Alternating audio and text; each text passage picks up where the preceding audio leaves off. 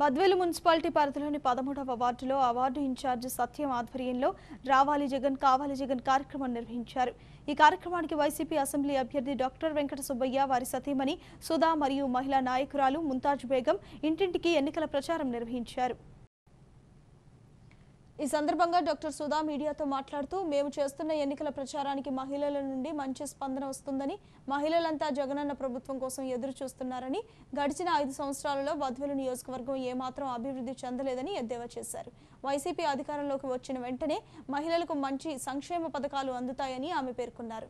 కనుక 11వ తేదీ సార్వత్రిక ఎన్నికల్లో ఎంపీ అభ్యర్థి అవినాష్ రెడ్డికి, ఎమ్మెల్యే అభ్యర్థి డాక్టర్ వెంకట సుబ్బయ్యకు మీ అమూల్యమైన ఫ్యాన్ గుర్తుకు ఓటు వేసి అఖండ మెజారిటీతో గెలిపించాలని పిలుపునిచ్చారు।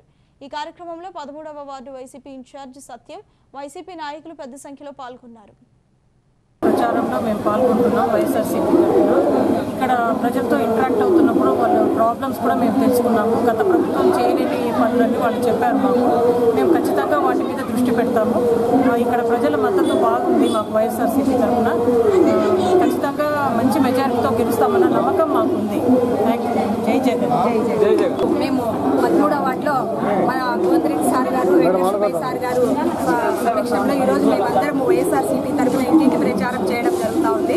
ఈ ప్రచారంలో మాకు మంచి స్పందన ఇస్తూ ఉన్నారు।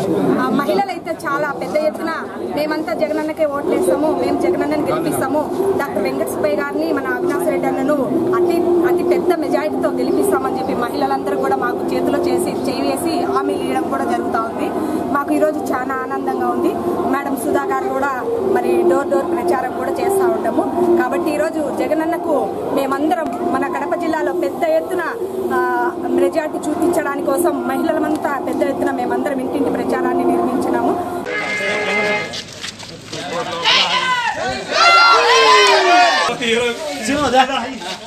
చంద్రబాబు గారి పరిపాలన నుంచి ఒక్క చుక్క కూడా వానబల్లా మనకి, మీకు అందరికీ తెలుసు।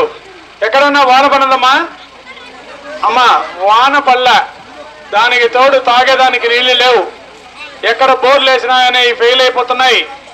అదేవిధంగా మనకి పశువులకు నీళ్లు లేవు, పశువులకు గడ్డి లేదు, పంటలైతే బీడు భూములు అయిపోయినాయి। ఇవన్నీ కూడా చంద్రబాబు పరిపాలనలో కరువు అనేది ఉంటుంది। చంద్రబాబు కరువు రెండు తల్లి పిల్లలు అంటారు। అమ్మా, మీరు ఈ చంద్రబాబు ప్రభుత్వాన్ని దించాలి, దించే రోజు వచ్చింది। అదే రేపు 11వ తేదీ ఎలక్షన్ జరగబోతుంది। ఆ ఎలక్షన్ రోజు మీరందరూ కూడా ఫ్యాన్ గుర్తుకు ఓటేసి జగనన్నను ముఖ్యమంత్రి చేస్తే మనకు ఖచ్చితంగా మంచి రోజులు వస్తాయమ్మా।